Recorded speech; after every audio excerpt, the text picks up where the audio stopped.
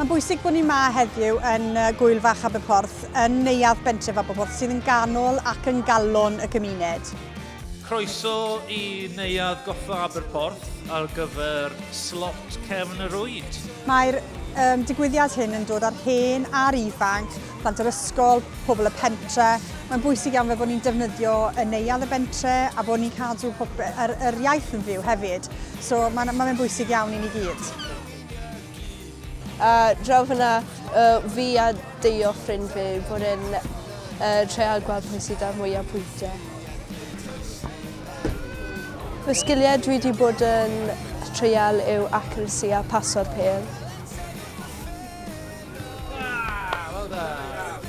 Ni wedi bod flat out trwy bore. Fi'n credu gyda, wel, ni'n treul aros bant o'r llefydd bwyd, so ni'n moyn damwain, ond ie, ni wedi bod flat out trwy bore, plant wedi mwynhau, a ie, mae plant lentog iawn dyn ni yma, chwarae teg. Dwi'n chwarae midfield. Fy hoff chwaraewr Gymru yw Harry Wilson.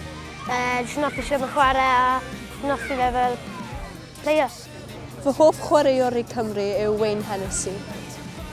Fy hoffi enwau, a mae fe'n gol i fyd.